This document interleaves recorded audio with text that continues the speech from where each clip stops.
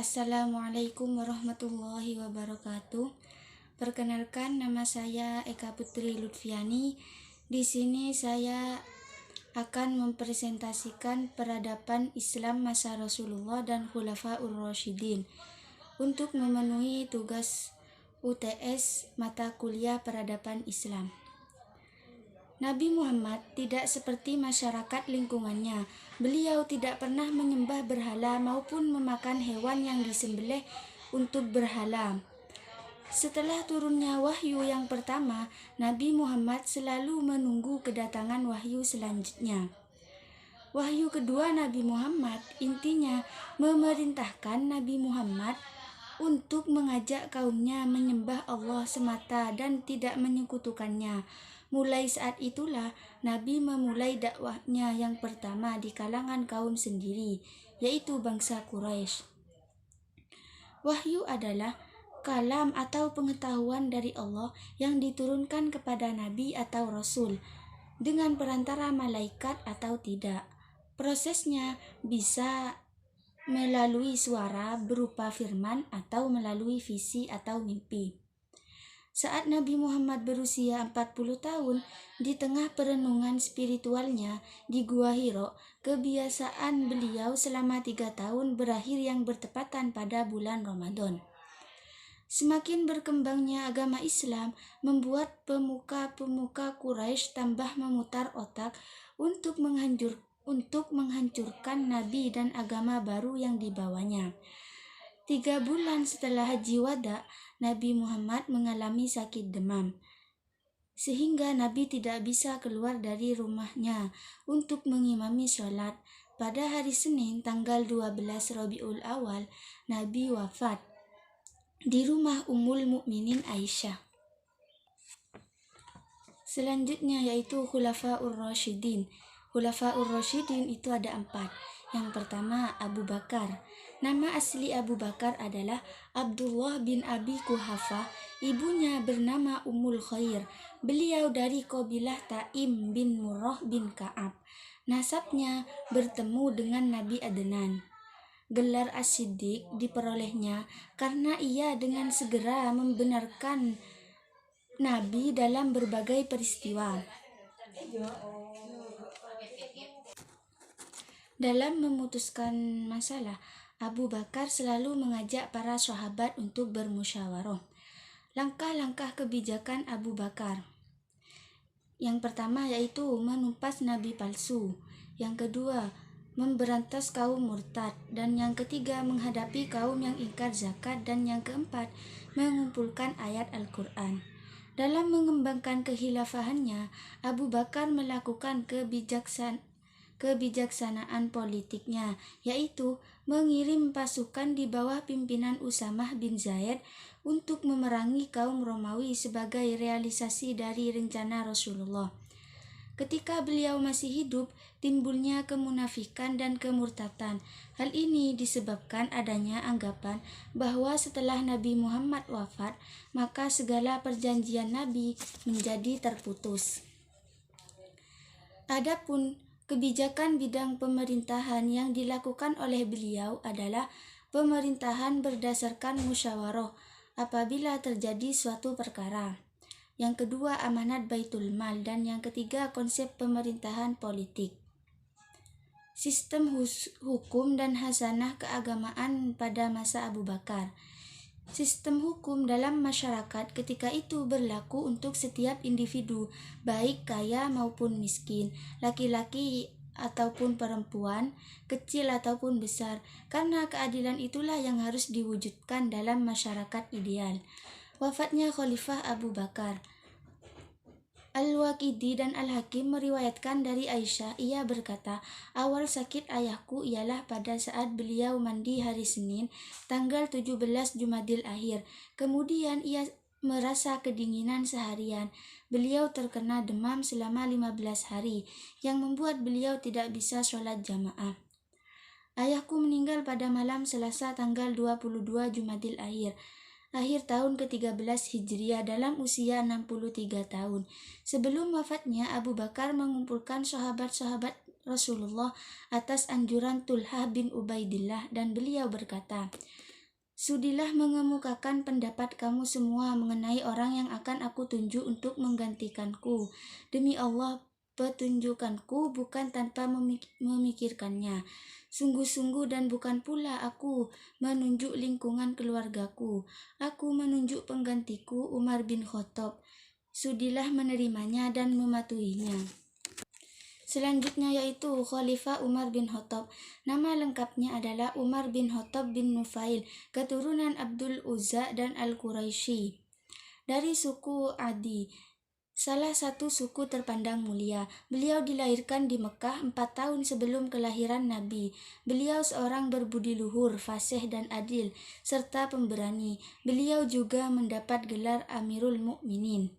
Pada zaman kekhalifahan Umar melakukan pemisahan antara kekuasaan peradilan dengan kekuasaan eksekutif. Beliau memiliki hakim dalam sistem peradilan yang independen guna memutuskan persoalan masyarakat.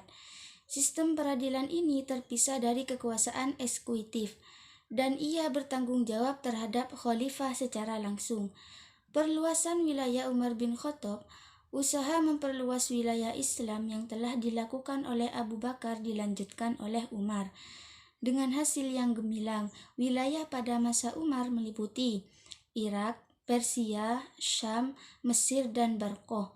Bangsa-bangsa tersebut sebelum Islam masuk ke negaranya telah memiliki kebudayaan dan peradaban lama. Umar bin Khattab membagi wilayah Islam menjadi beberapa provinsi, serta menugaskan seorang gubernur untuk memisahkan wilayah tersebut, yaitu Sa'ad bin Abi Waqqas memerintah wilayah di Kuhafa, Amr bin As di Mesir, Muawiyah bin Abi Sufyan di Damaskus. Pengembangan Islam sebagai sistem sosial, jurisprudensi dan hazanah keagamaan masa Umar bin Khattab. Muawiyah bin Abu Sufyan gubernur Syria dengan ibu kota Damaskus. Nafi bin Abu Haris gubernur Hijaz dengan ibu kota Mekah. Abu Murrah al-Ash'ari gubernur Iran dengan ibu kota Basrah. Mughirah bin Sub'ah gubernur Irak dengan ibu kota Kufah. Amr bin As gubernur Mesir dengan ibu kota Fusfat. Alqamah bin Majas gubernur Palestina dengan ibu kota Yerusalem. Umar bin Sa'id gubernur Jazirah Mesopotamia dengan ibu kota Hims. Khalid bin Walid gubernur Syria Utara dan Asia Kecil. Khalifah sebagai penguasa di Madinah. Wafatnya Umar bin Khattab pada hari Ahad awal Muharram tahun 24 Hijriah.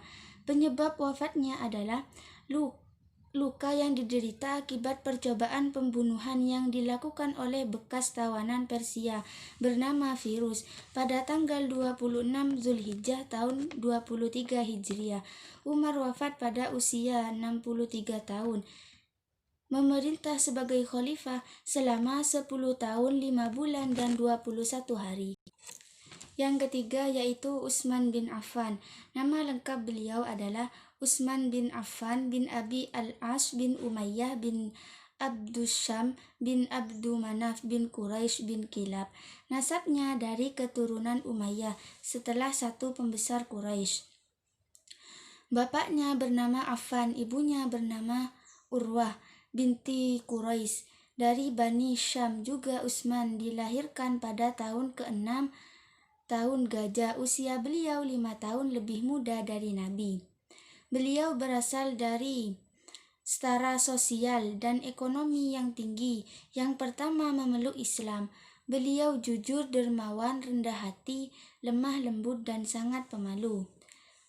Perluasan di masa Utsman dapat disimpulkan pada 2 bidang, yaitu yang pertama, menumpas pendurhakaan dan pemberontakan yang terjadi di beberapa negeri yang telah masuk ke bawah kekuasaan Islam dari zaman Utsman.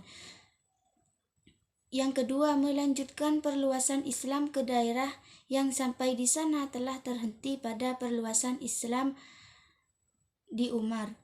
Perluasan ini di masa Utsman telah bertambah dengan perluasan ke laut. Pembukuan Al-Quran di masa Khalifah Utsman itu memberikan beberapa kebaikan. Yang pertama yaitu menyatukan kaum muslimin pada satu bentuk mushaf yang seragam ejaan dan tulisannya. Yang kedua menyatukan bacaan-bacaan. Dan yang ketiga menyatukan tertib susunan surat sesuai yang diajarkan oleh Rasulullah. Pemerintahan Utsman berlangsung selama 12 tahun. Pada paruh terakhir masa kehilafahannya, muncul perasaan tidak puas dan kecewa di kalangan umat Islam terhadapnya. Kepemimpinan Utsman memang berbeda dengan kepemimpinan khalifah-khalifah sebelumnya. Mungkin karena umurnya dan sifatnya yang lemah lembut. Akhirnya pada tahun 5 Hijriah 655 Masehi, Utsman dibunuh oleh orang-orang yang kecewa terhadapnya. Kelemahan konsep kepemimpinan. Yang pertama, Utsman terlalu baik hati kepada pembesar-pembesar Muhajirin dan para pejuang angkatan pertama dari kalangan kerabatnya. Yang kedua, sebagai akibat, Khalifah Utsman begitu banyak menyerahkan urusan pemerintahannya kepada kaum kerabatnya. Kelebihan konsep kepemimpinan Khalifah Utsman. Yang pertama, perluasan wilayah Islam. Yang kedua, pembentukan armada laut pertama Islam. Dan yang ketiga, perluasan dan perbaikan Masjid Nabawi di Madinah dan Masjidil Haram di Mekah. Khalifah keempat yaitu Ali bin Abi Thalib. Beliau dilahirkan di Mekah, tepatnya di Ka'bah, Masjidil Haram pada hari Jumat 13 Rajab sekitar tahun 600 Masehi. Ayahnya adalah Abi Thalib bin Abdul Muthalib bin Hashim bin Abdul Manaf. Sayyidina Ali baru menginjak 10 tahun ketika Rasulullah menerima wahyu yang pertama, sehingga ia termasuk ke dalam golongan as-sabiqul awwalun. Sejak kecil ia mempunyai nama Haidar, namun begitu diasuh oleh Rasulullah ia dipanggil Ali, yang berarti kedudukannya tinggi. Untuk meringankan beban Abu Thalib yang mempunyai anak, Rasulullah mengasuh Sayyidina Ali. Selanjutnya Sayyidina Ali tinggal bersama Rasulullah sehingga mendapat pengajaran langsung dari beliau. Prosesi pengangkatan Sayyidina Ali sebagai khalifah. Muslimin dalam kesedihan yang mendalam dan dalam kebingungan setelah kematian Sayyidina Utsman selama 5 hari. Berikutnya mereka tanpa pemimpin. Sejarah sedang kosong buat Madinah selain pemberontakan yang selama itu pula membuat kekacauan dan menamakan ketakutan di hati orang. Kaum pemberontak mengadakan pendekatan kepada Sayyidina Ali dengan maksud mendukungnya sebagai khalifah, dipelopori oleh Al-Ghafiqi dari pemberontakan Mesir, kelompok terbesar, tetapi Ali menolak. Di samping itu, mayoritas umat muslimin di Madinah dan kota-kota besar lainnya sudah memberikan pilihan kepada Sayyidina Ali. Ada beberapa kalangan dan kebanyakan dari Bani Umayyah yang tidak mau membaiat Sayyidina Ali, dan sebagian dari mereka ada yang pergi ke Suriah. Peperangan di masa Sayyidina Ali. Yang pertama yaitu Perang Jamal, yang kedua Perang Siffin, dan yang ketiga Perang Rawan. Selanjutnya yaitu Hazanah aliran keagamaan masa Ali. Yang pertama Syiah. Syiah adalah suatu golongan yang sudah merasa jemu untuk berperang. Dan golongan yang kedua yaitu Khawarij. Khawarij adalah golongan yang masih memikul dendam dan tidak dapat menerima atau menipu kepada Abu Musa sebagai alasan membenarkan Imam Ali atas segala yang sudah terjadi. Telaah dan kritik kontribusi Khalifah 4 dalam peradaban Islam. Realitas sosial politik kepemimpinan Khalifah Abu Bakar dan Umar adalah periode yang dibilang cukup aman dan tentram. Realitas sosial politik dalam kepemimpinan Utsman bin Affan banyak terjadinya pemberontakan, dan masalah terbesar adalah terbunuhnya Khalifah Utsman yang diduga membunuhnya adalah dari kalangan pejabat sendiri.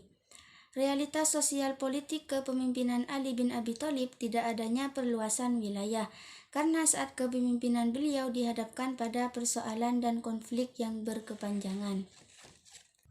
Sekian dari saya, jika ada salah mohon maaf. Assalamualaikum warahmatullahi wabarakatuh.